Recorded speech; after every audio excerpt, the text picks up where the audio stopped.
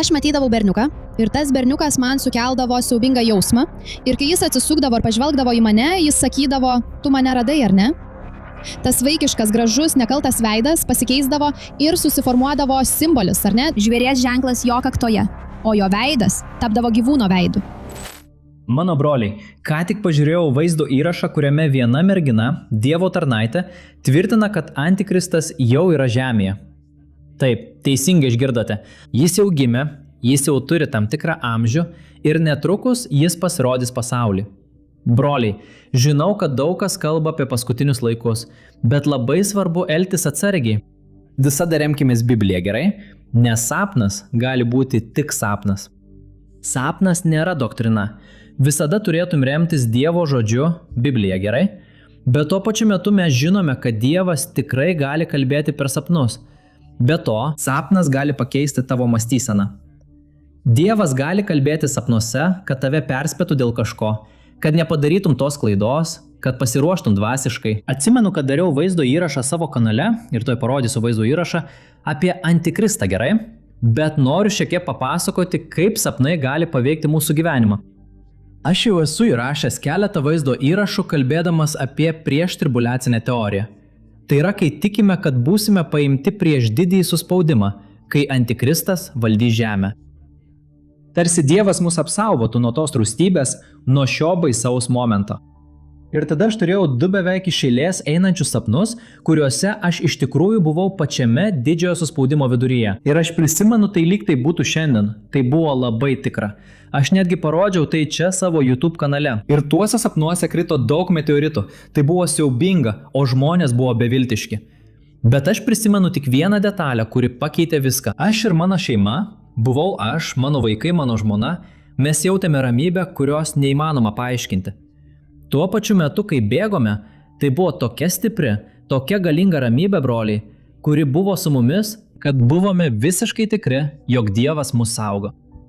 Ir tada aš turėjau šiuos 2 sapnus ir prisipažįstu, kad atsiverčiau Bibliją. Pradėjau taip pat studijuoti apie tuos, kurie tiki, kad būsime paimti, bet tik didžiosios negandos pabaigoje. Ne per vidurį, ne pradžioje, bet pabaigoje. Ir prisipažįstu, kad radau daug biblinių pagrindų ir tam. Taigi yra 3 požiūriai į tai, tiesa? Tie, kurie tiki, kad paimimas bus prieš, per vidurį ir po to, kai Jėzus sugrįš. Taigi pagal šį tikėjimą, kad mes pereisime per didžiąją negandą, dėl vieno dalyko visi sutarė. Visi tiki, kad ši rūstybė neužgrius Dievo vaikų, tų, kurie tikrai yra su Jėzumi. Kodėl? Rūstybė bus nedorėliams, supratai? Taigi tai yra 7 spaudai, 7 taurės ir 7 trimitai. Ir tai sunaikins nedorėlius. Tai bausmė, tai teismas. Tai buvo Mozės laikais, kai Dievas saugojo Hebrajus Gošene, kuris buvo tas regionas, kurį faraonas buvo atidavęs Juozapui. Buvo jam atidavęs kaip padėkos ženklą. Ir Dievas saugojo žmonės ten, tame regione. Beje, turiu keletą draugų, kurie tiki, kad Dievas saugos kai kuriuos žemės regionus, kurie bus prieglobstis krikščionims didžiosios negandos laikotarpiu. Tačiau vienas dalykas turi būti visiškai aiškus. Krikščionys, kurie bus čia, bus apsaugoti nuo Dievo rūstybės, nuo jo teismo nedorėliams. Tačiau jie nebus apsaugoti nuo Antikristo rūstybės, supratote? Taigi bus persekiojimas. Žinoma, Apreiškimo 7 skyriuje kalbama apie didelę minią žmonių, kurie mirė per didįjį suspaudimą. Bet tai nereiškia, kad jie visi, suprantate? Čia nebūtinai visi buvo nukirzdinti, jie mirė dėl kitų priežasčių. Biblija nedetalizuoja, ar jie buvo krikščionys, ar žydai, ar tai buvo tie, kurie buvo palikti. Ar ne krikščionys, kurie nebuvo tvirti ir liko didžiajame suspaudime. Tai tiems, kurie tuo tiki. Pagal prieštribulacinę doktriną, tiesa? Bet tiesa yra tokia. Dievas mus apsaugos nuo šios rūstybės. Kaip Dievas apsaugojo Nojų, kai jis buvo apsaugotas ten, arkoje. Ir rūstybė užgriuvo nedorėlius, tiesa? Lygiai taip pat, kaip Dievas apsaugojo Lotą, kuris buvo teisus, jį ir jo šeimą. Taigi, ką noriu pasakyti yra štai kas. Svajonė tikrai gali paveikti mūsų požiūrį į dalykus. Ir tai turėtų mus vesti prie Biblijos, supratai? Taigi, pagrindas visada yra Dievo žodis. Kodėl aš tą visą tai sakau prieš parodydamas tau šį Antikristo vaizdo įrašą? Nes pavyzdžiui, ši mergina kalba apie prieštribulacinę doktriną. apie kažką, kas įvyksta prieš suspaudimą ir tikriausiai tai yra tai, ko ji tiki. Taigi sapnuose gali atsispindėti mūsų pačių mintys. Kažkas, kuo mes tikime, simboliniai elementai, prie kurių esame pripratę.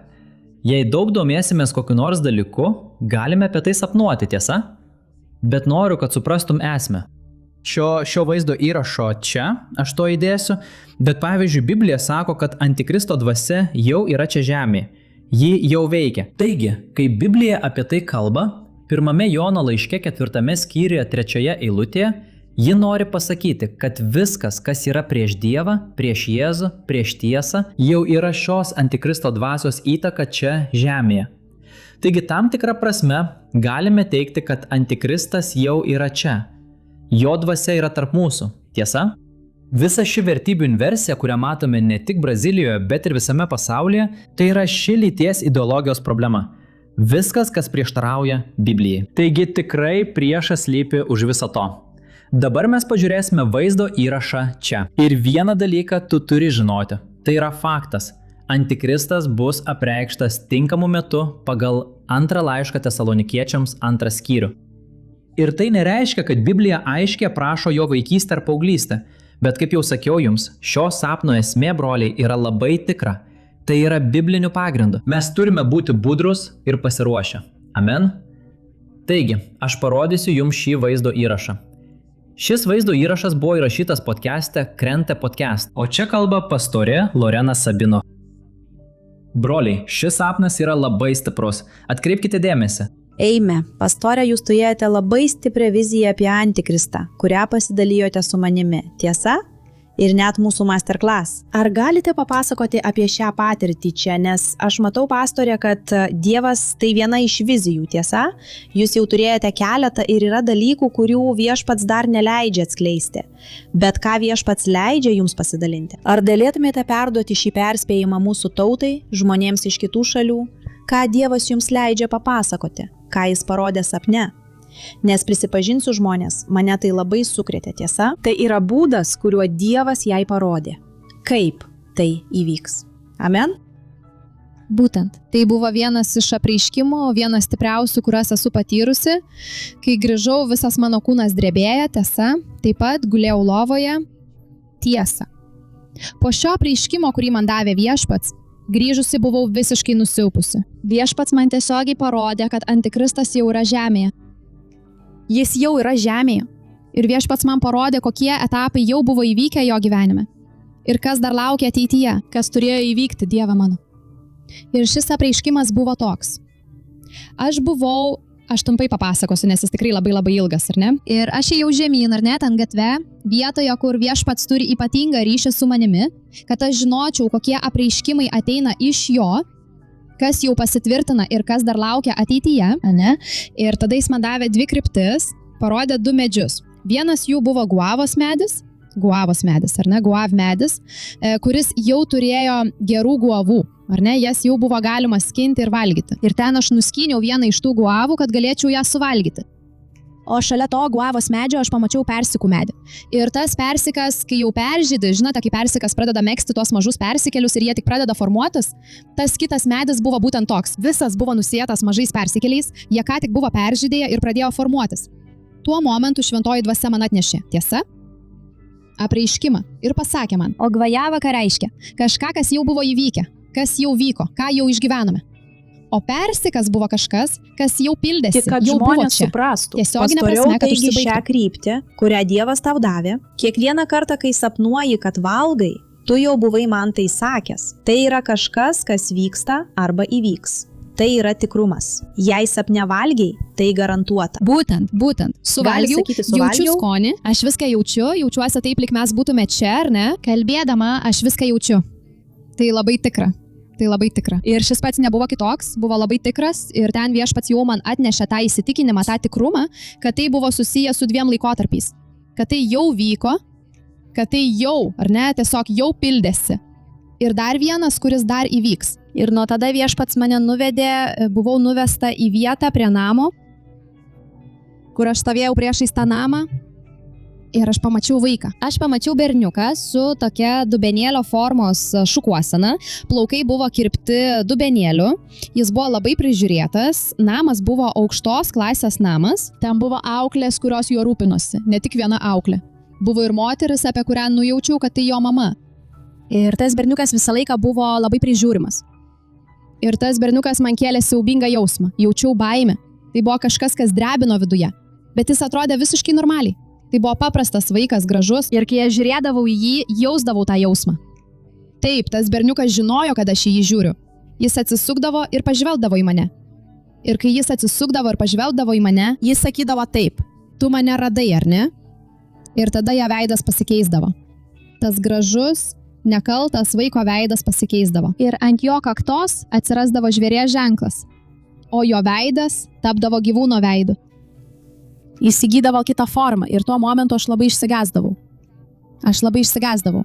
Ir aš supratau, kad tas berniukas buvo antikristas. Ir tuo momentu, kai tai vykdavo, atsirasdavo ir kitų patvirtinimų, kad tai buvo kažkas, ar ne?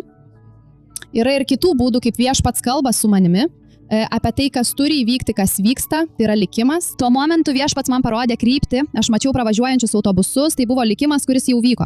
Ir tai buvo žmonijos likimas. Ir tuo momentu aš bėgau, nes norėjau rasti prieglobstį. Aš nenorėjau, ar ne, nenorėjau toliau to matyti, aš tikrai norėjau išeiti iš ten. Ir Dievas su manim taip veikia, nes aš žinau, kad sapnuoju, aš žinau, kad miegu, aš žinau, kad esu sapno dimensijoje ir dažniausiai aš net sugebu kovoti prieš tamsą. Ir kartais man pavyksta sugrįžti. Aš sakau, Dieve, aš noriu sugrįžti, aš nenoriu tęsti. Ir tą dieną aš norėjau sugrįžti, bet man nepavyko. Tai buvo kažkas, ką turėjau pamatyti. Ir aš bėgau, bandydama ieškoti prieglobsčio, aš nebenorėjau toliau matyti. Ir kai tik įeidavau į namą, aš atidariau tą vartelį, įėjau ir atsisukau uždaryti. Kai atsisukau uždaryti, tas berniukas paėmė mane už rankos, bet jis jau nebebuvo tokio amžiaus kaip anksčiau. Kai pažvelgiau, jam buvo apie 4 ar 5 metai. Jis buvo visai mažas. Kai atsisukau ir jisai stovėjo priešais mane, jam jau buvo apie 10 ar 11 metų. Jis jau buvo didesnis ir jis laikė mane už rankos ir jis šypsojosi man. Ir jis prisoneris tikrai buvo jis. Taip, kad jis buvo antikristas. Ir tuo metu viešpat aš atitraukdavau savo ranką, sudrausmindavau ir skelbdavau Jėzaus vardą. Ir tada viešpats dvasioje mane nuvesdavo pamatyti laikus, kas vyko, kad jis buvo vaikas. Tas laikotarpis jau buvo praėjęs, taip, tas vaikystės laikotarpis jau buvo praėjęs. Jis jau buvo praėjęs tą laiką, kai buvo apie 10-11 metų, jis jau buvo praėjęs paauglystę. Aš mačiau jo paauglystę, aš mačiau kaip filmą priešais save. Jis mokėsi privačioje mokykloje. Taip, labai taip saugomas žmonių. Taip, aš visą laiką taip mačiau. Jis buvo labai prižiūrimas. Ir aš pradėdavau matyti filmą, mano galvoje tiesioginė prasme sukosi filmas, taip, apie tai, kas vyko jo gyvenimo etapuose. Ir jis visada buvo labai šaltas, blogas. Aš jaučiau, buvo tarsi jis neturėtų sielos. Tai buvo kažkas demoniško. Galiausiai viešpats leido man visą tai pamatyti. Ir aš atsidūriau kitoje vietoje. Viešpats mane dvasioje nuvedė į kitą vietą, į apreiškimą. Kur aš buvau? Žiūrėk. Aš pažvelgiau ir stebėjau aplinką. Vietą, kurioje buvau. Aš ją prilyginau mokyklai, nes aš niekada nebuvau kareivinėse, nežinau kaip jos atrodo. Bet tai buvo visiškai uždara vieta, nes mokyklos, jos visos uždaros, aptvertos sienomis, ar ne? Ir ten viduryje yra kiemas, yra klasės ir kiemas viduryje. Todėl aš tai ir prilyginau mokyklai, nes aš nežinau, niekada nebuvau kareivinėse, nežinau kaip ten yra, bet aš buvau tokiai vietai, kur buvo daug grotų. Tai buvo tvirtovė, pažodžiui. Ir ten buvo daug kareivių. Kareiviai iš kariuomenės. Daug kariuomenės kareivių. Ir tas vyras stovėjo. Ir jis buvo labai gerai apsirengęs, jis turėjo daug autoriteto. Labai daug autoriteto. Ir tie vyrai, jie labai bijojo to vyro. Jie net bijojo prie jo prieiti. Ir viską, ką jie sakė, jie kalbėjo galvodami, bijodami to vyro. Jie tai bijojo, jie jautė siaubą, jie tikrai jautė siaubą dėl to vyro. Ir tada visą laiką tie vyrai stovėjo ten ir stebėjo. Ir jie jautė nerimą, jie bijojo. Ir tas vyras pasitraukdavo. Tai buvo pats antikristas. Ir jis visada toks yra ir tuo momentu. Verta pabrėžti, kad mano dvasioje atėjo jausmas, pati šventoji dvasia man kalbėjo, ateidavo įžvalga, kad jis valdė viską. Kad jis taip pat bandė būti panašus į Dievą. Visažinystėje, visur esamybėje, supranti? Jis tiesioginė prasme norėjo būti Kristus žemėje ir aš taip pat turėjau įžvalgą. Kai žiūrėjau į jį, aš žinojau, kad jis ten buvo 33 metų amžiaus Tuo metu šventoji dvasia man tai sakė. Jis norėjo mėgdžioti Jėzų viskuo. Ir štai ta jo visažinystė ir buvimas visur būtų ir per interneto tinklą, ar ne? Aš turėjau tokį įžvalgumą sapnų dimensijoje. Ir jis ten visą laiką buvo su tuo labai arogantišku elgesiu. Aš drebėjau, kol visa tai vyko, sapnų dimensijoje aš drebėjau jį matydama. Ir tada jis pasitraukdavo. Kartais jis pasitraukdavo iš ten, kur buvo, ir jis eidavo kažkur kitur. Ir tuo momentu, kai jis pasitraukdavo, vienas iš tų sargybinių, kurie ten buvo, taip jų ten buvo daug, su ginklais rankose, vienas iš jų sakydavo taip. Jis sakydavo taip. Šitas žmogus yra pats velnias. Aš jums sakiau, šitas žmogus yra pats velnias. Ir aš žinojau. Mano dvasioje buvau tikra, kad jis buvo ten. Ne todėl, kad jis pradėjo eiti pareigas. Ne todėl, kad žmonės jį išrinko. Žmonės jį pastatė į tą poziciją. Ir tie kareiviai, kurie buvo ten, žinojo, kad jie jį pasirinko. Ir tas vyras, kai jis taip kalbėjo apie tos kareivius, kurie taip sakė, šitas žmogus yra mano antikristas. Ir jis kalbėjo verkdamas. Ir jis kalbėjo labai bijodamas. Jis yra pats įsikūnijęs blogis. Tuo metu mano dvasioje. Dievas man sakė, kad tas vyras. Jis žinojo Dievo žodį, bet jis nepakluso. Ir jis liko. Bažnyčia buvo paimta, o jis liko. Ir jis ten tarnavo, nes jis neturėjo kitos išeities. Ir ten tuo momentu, kai tai įvyko, jie matė. Nes kiekvieną akimirką jis žemino tos vyrus, ne, kol jis buvo ten. Jis žemino. Jis labai daug keikėsi, jis buvo toks, jam patiko kelti skausmą žmonėms. Jam tai teikė malonumą. Ir ten susirinkdavo keli kareiviai ir sakydavo, mes jį pastatėme, todėl turime teisę jį nuversti. Eime, sukilkime. Jie tiesioginė prasme norėjo sukelti maištą, sukilti prieš juos, kad jis būtų pašalintas ar ne, nuverstas. Tuo metu jis grįžta. Ir kai jis grįžta su dideliu sarkazmu. Ir jis grįžta ten, darydamas, gašlų veiksmą. Jis masturbavosi. Jo lytiniai organai buvo atidengti. Ir jis vaikščiodamas masturbavosi ir juokėsi. Tarp tų kareivių. Tarp kareivių. Jis juokėsi ir masturbavosi. Ir kai jis prieidavo priekyje, prie tų kareivių, su kuriais kalbėjo, jis sugrebdavo tą vyrą, taip patraukdavo ir ejakuliuodavo. Ant veido, ant kūno, šitaip, to vyro. Ejakuliuodavo ir juokdavosi. Ir jis labai juokėsi. Ir sakydavo taip, pasinaudok, negalima švaistyti. Tai baltas kraujas, tai labai brangu, jis taip sakydavo. Negalima švaistyti, tai baltas kraujas, tai labai vertinga. Ir juokėsi. Ir labai juokėsi. Ir jis buvo labai blogas, tie kiti vyrai buvo išsigandę to, ką matė, aš buvau išsigandusi to, ką mačiau, nes tai buvo labai, labai stipru. Šitaip, jo blogio lygis, jis neturėjo gerumo. Tai buvo kažkas tokio, lyg jis būtų akmuo, ledo gabalas, tiesa. Ir ten tuo momentu jis taip elgėsi. Kiti visi buvo siaubingai išsigandę, o jis ten juokėsi. Juokėsi. Ir jis paimdavo ir pradėdavo valytis ranką. Pirmiausiai jis valydavosi ranką į tą kareivį. Ir jis eidavo nusiplauti rankų. Vėl išeidavo nusiplauti rankų. Ir kai jis išeidavo, tada tie kareiviai likdavo, jie labai bijojo, labai jautė baimę, bet jie buvo pasipiktinę, jie pradėjo žiūrėti vienas į kitą, mes negalime to leisti ir panašiai. Ir kai jie pradėjo taip kalbėti, jis vėl pasirodė. Tai kai jis sugrįžo. Kai jis pasirodė, jis jau nebebuvo toks, koks buvo anksčiau. Jis pasirodė sklandydamas ant stogo, viršuje ten, iš ten, kur buvo, taip, toje vietoje. Tokia kaip tvirtovė ant to stogo. Jis skraidė. Pirmiausia, jis pasirodė ropodamas, taip, ore. Visur aplinkui ugnis. Jis degė. Iš jos sklido ugnis. Taip, jo veidas jau buvo pabaisos veidas. Visiškai iškreiptas. Ir jis pasirodydavo ten ant to stogo ir pradėdavo juoktis. Ir sakydavo, kad jam buvo suteikta galia ir jie nieko negalėjo prieš jį padaryti, nes jis buvo valdžia ir valdžia buvo jo rankose. Ir tai buvo viena iš tų apreiškimų, kuriuos aš patyriau taip, su Antikristu. Aš, kai grįžau, jaučiausi labai blogai. Matėte, broliai? Žinokit, prisipažįstu jums, kad tai buvo labai detalus sapnas. Ši moteris, pastorė Lorena Sabino, ji turi daug žinių apie dvasinį pasaulį, todėl ne kiekvienas to patikė, bet mes žinome, kad dvasinis pasaulis yra labai tikras, ar ne, broliai? Ir tas sapnas buvo labai detalus.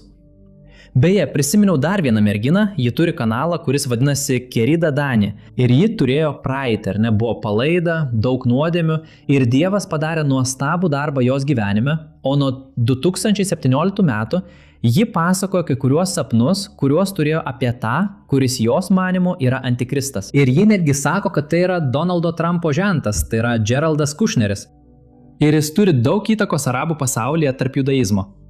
Ir apibendrinant, jūs turite padaryti savo išvadas, kaip aš jums sakiau, imkite viską, pasilikite tai, kas yra gera, grįžkite prie Dievo žodžio, gerai? Bet netmeskite, nes broliai, toks sapnas yra labai tikras. Ir kaip sakiau jums, šį sapną sapnavau 2 kartus. Tai mane labai paveikė, nes aš buvau ar ne šiuo didelio suspaudimo laikotarpiu, bet tuo pačiu metu mes žinome, kad egzistuoja šie 3 požiūrio taškai, ar ne, kaip sakiau jums, iki suspaudimo, viduryje ir po suspaudimo, kuris yra po antikristo valdymo. Taigi palikite čia komentaruose savo nuomonę, ką manote apie šį liudijimą, kuris mano manimu buvo labai stiprus. Ir ji netgi sakė, kad jis norėjo viską daryti kaip Jėzus. Ir mes tai aiškiai matome, ar ne, kad viską, kas yra iš priešo, jis nori pamėgdžioti. Šiandien mes jau nebeaukojame gyvūnų, bet žinome, kad yra daug religijų, kurios aukoja gyvūnus. Taigi visur yra pamėgdžiojimas ir dabar mes matome su dirbtiniu intelektu, kad jie nori sukurti patį Dievą. Ir aš padarysiu taip. Dabar įdėsiu vaizdo įrašą, kuriame parodysiu 5 ženklus, kad antikristas jau gali būti gyvas, jis jau gali būti čia žemėje. Broliai, mano nuomonė, šis pasaulis turi galiojimo laiką, mes ilgai netruksime. Nežinau, gal po 10 metų, gal po 20 metų. Sunku pasakyti, bet vienas dalykas yra faktas. Mes jau esame pasiruošę. Mes esame pirmoji karta žemėje, kuri yra visiškai pasiruošusi paskutiniams apreiškimo įvykiams. Taigi, dabar paliksiu jums šį vaizdo įrašą. O jei jums patiko šis vaizdo įrašas, paspauskite patinka ir užsiprenumeruokite mano kanalą. Kiekvieną dieną aš meldžiuosi ryte ir vakare, kad sustiprinčiau jūs jūsų kelyje su Dievu. Nes tikiu, kad kartu mes esame daug stipresni. Amen. Te laimina Dievas. Būtinai pažiūrėkite šį vaizdo įrašą dabar. 5 ženklai, kad antikristas jau gali būti gyvas šiandien. Te laimina Dievas. Jei antikristas pasirodytų rytoj, pasaulis jau būtų visiškai pasiruošęs ją priimti. Ir įspūdingiausia tai, kad galbūt jis jau dabar yra gyvas. Ir tai, ką šiandien jums papasakosiu, nėra sąmokslo teorija ar spėjimas.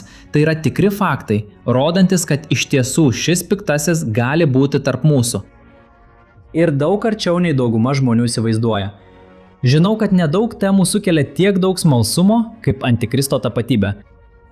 O Biblija šio personažo nepateikia kaip išgalvotos istorijos, bet kaip tikrą asmenį, kuris trumpam laikui valdys pasaulį, apgaus daugelį tautų ir reikalaus būti garbinamas tarsi Dievas. Daugelį amžių krikščionys skaitė šias Biblijos pranašystes manydami, kad visa tai dar labai toli nuo išsipildymo. Bet šiandien technologijos, politika, ekonomika ir net religija keičiasi taip, kaip mes dar niekada nematėme. Tad pasilikite su manimi iki galo, nes aš nekalbėsiu apie beprotiškas teorijas, aš pateiksiu jums tikrus ženklus, rodančius, kad pirmą kartą žmonijos istorijoje šis piktasis gali jau būti pasaulyje. Ir daugiau nieko nebereikia, kad jis atsiskleistų. Pirmasis ženklas – 2 liudytojų pasaulinė transliacija jau yra įmanoma. Apreiškimo knygoje, 11 skyriuje, Biblija rodo, kad jos gali paversti vandenį krauju ir siųsti žemei negandas. Ir šio laikotarpio pabaigoje žvėris, kuris pakyla iš bedugnės, tai yra antikristas, nužudys šiuos 2 liudytojus. Ir pažiūrėkite, kas nutinka po to, broliai. Apreiškimo 11:9 eilutėje pranašystė sako štai ką. Žmonės, gentys, kalbos ir tautos žiūrės į 2 liudytojų kūnus 3,5 dienos ir neleis jų palaidoti. Pažiūrėkite į tai, broliai. Tuo metu, kai Jonas turėjo šią viziją, naujienas dar gabendavo raiteliai arba pasiuntiniai. Ir net praėjusiame amžiuje informacija užtrukdavo dienas, kol pasiekdavo kitą šalį. Į tai tariant, buvo beveik neįmanoma įsivaizduoti, kad ši pranašystė galėtų išsipildyti. Tačiau šiandien situacija visiškai kitokia. Pasak Tarptautinės telekomunikacijų sąjungos, šiais metais beveik 7 milijardai žmonių jau naudojasi mobiliaisiais telefonais su prieiga prie interneto.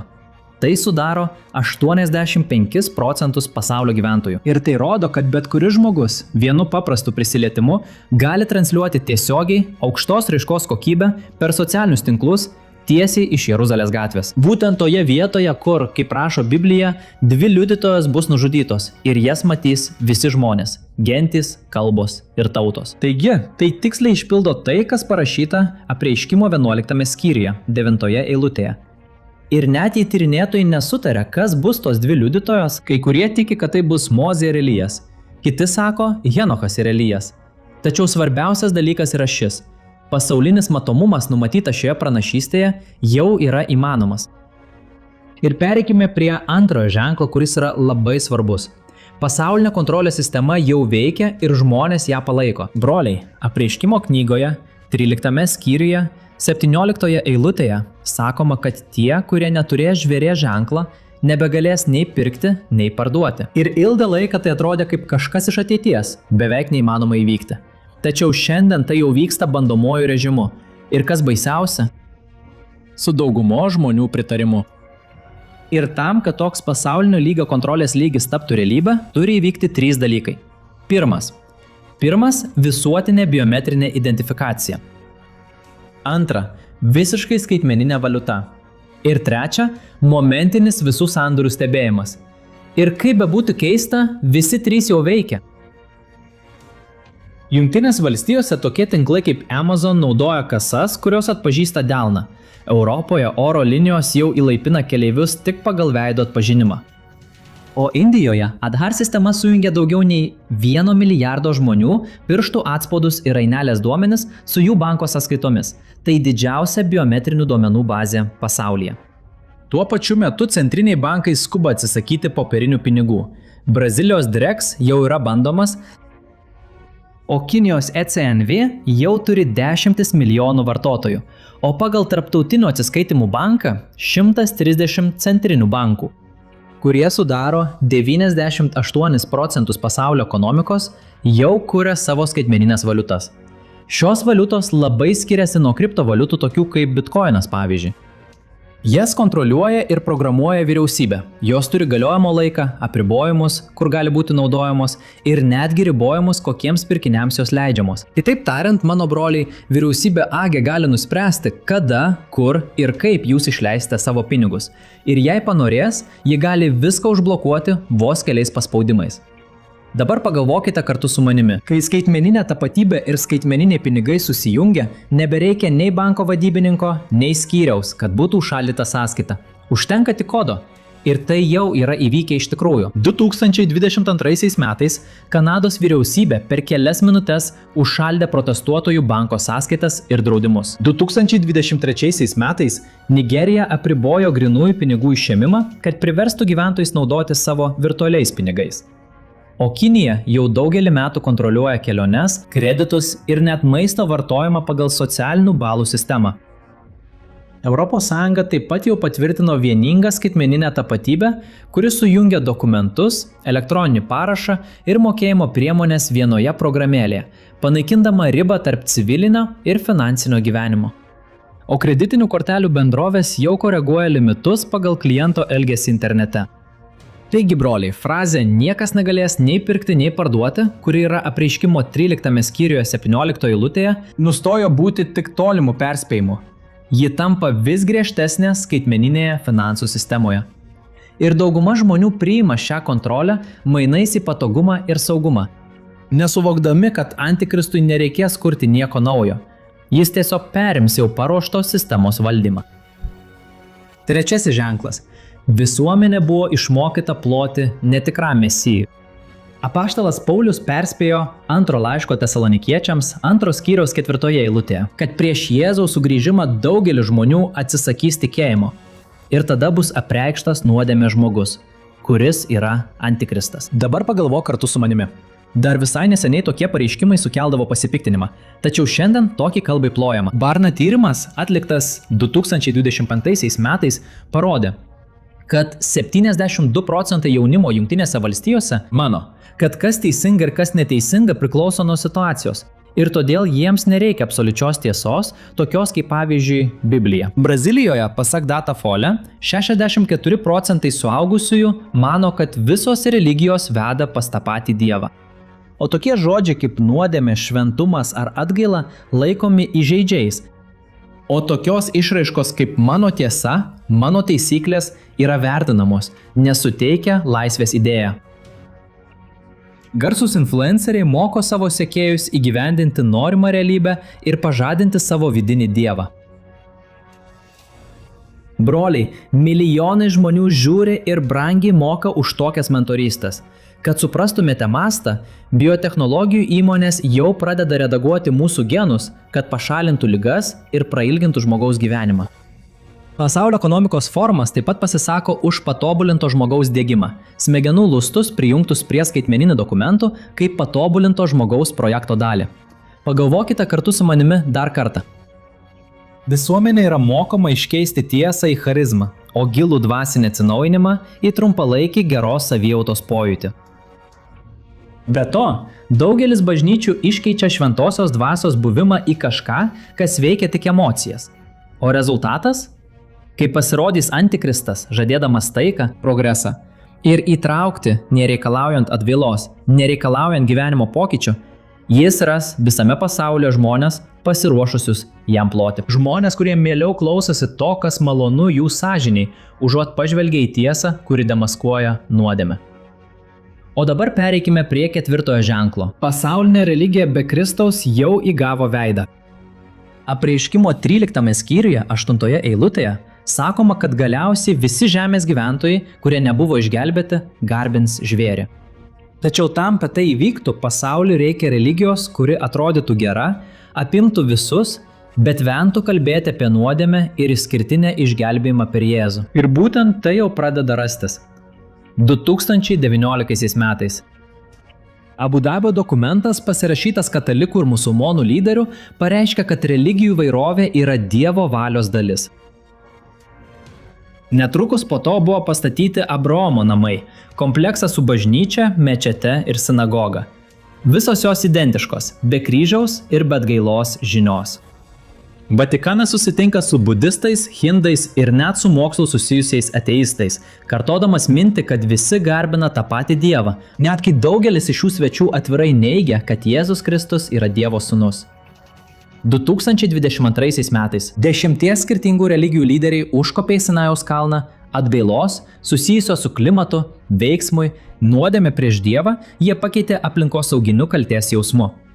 O Afrikoje Krizlamos konferencijos sujungia pastorius ir seseris bendroje liturgijoje, kuri apjungia abiejų tikėjimų elementus. Žiniasklaida visą tai šlovina kaip idealų tikėjimo modelį 21 amžiui. Tačiau, broliai, visos šios iniciatyvos turi tik vieną bendrą bruožą. Jos pašalina Jėzų iš žinios centro. Ir ne viena iš jų neteigia, kad tik Jėzus išgelbsti. Taip ši naujoji pasaulinė religija prisistato kaip taiki, svetinga ir atvira kiekvienam, tol kol nereikalauja atgailos, atsivertimo ar visiško atsidavimo Kristui. O kai pasirodys antikristas, jam nereikės naikinti bažnyčių ugnimi ir smurtu. Jis tiesiog perims šios neutralios dvasinės krypties, kurią šiuolaikinis pasaulis jau išmoko girti – kontrolę. Ir štai 5 ženklas. Pasaulis prašo galutinio taikdario. Pranašas Danielius 9 skyriuje 27 eilutė atskleidė, kad antikristas sudarys didelę susitarimą su daugeliu. O Zacharijo knygos 12 ir 14 skyriuose matome, kaip tautos atsigręžia prieš Jeruzalę. Dabar pažiūrėk į dabartinę situaciją. Karai įvairiose regionuose, didelė infliacija, masinė migracija, pandemijos, ekstremalūs orai. Visa tai kuria nesibaigiančios nepaprastosios padėties jausmą. Žmonės jaučiasi neramus ir beviltiški, kaip niekada anksčiau. O ko prašo vyriausybės ir institucijos? Viena pasaulinė vyriausybė. Jutenis tai ataskaita pavadinta Mūsų bendra darbotvarkė, paskelbta 2025 metais. Siūlo sukurti pasaulinę ekstremalių situacijų platformą, kuri centralizuotų sprendimus dėl sveikatos, saugumo ir klimato virš nacionalinių vyriausybių. Ar supratote, kokia tai rimta? Pasaulio ekonomikos forumas eina tą pačią kryptimį. Jie pasisako už vadinamąjį didįjį perkrovimą. Tai yra didysis perkrovimas. Ir jie siekia sujungti ekonomiką, aplinką, technologijas ir visas vyriausybės po vieną pasaulinę kryptimį. Broliai, paklausykite to. 2025 metų galų paklausa parodė, kad daugiau nei pusė europiečių ir šiaurės amerikiečių sutiktų atsisakyti dalies nacionalinio suvereniteto mainais į stabilumą. O PSO, kuris buvo pagrindinis balsas per 2020 metais karantinus, dabar nori tarptautinės sutarties, kuris suteiktų jam valdžią virš valstybių ateities sveikatos krizėse. Ir diplomatai jau svarsto galimybę paversti Jeruzalę tarptautinę zoną, kad bandytų užbaigti religinius ir teritorinius konfliktus. Ir tai tiksliai atitinka tokio tipo paktą, kuris buvo pranašautas Danieliaus 9 skyriaus 27 eilutėje. Tokios organizacijos kaip JTT, Pasaulio bankas ir TVF nuolat naudoja tą pačią išraišką – konvergencijos lyderis. Ar tai jums atrodo pažįstama? Būtent šią vietą užims Antikristas. Broliai, jis ateis kaip tarpininkas, diplomatas, jis kalbės ramiai, žadėdamas visišką taiką, stabilumą visose srityse, bet tam jis reikalaus absoliučios ir centralizuotos valdžios. Ir baisiausia detalė yra ta, kad pasaulis jau pasiruošęs jį priimti, jaučiamas skubus poreikis, pritarimas ir net tokio žmogaus šaukiamasi. Broliai, pats milijardierius Elonas Muskas ir daugelis kitų lyderių jau kalba apie vieningas pasaulinės pajamas, juk vietos visiems neužteks. Žmonės praras savo darbus robotams, dirbtiniam intelektui ir dėl to jie jau planuoja kažką panašaus į socialinę išmoką visiems.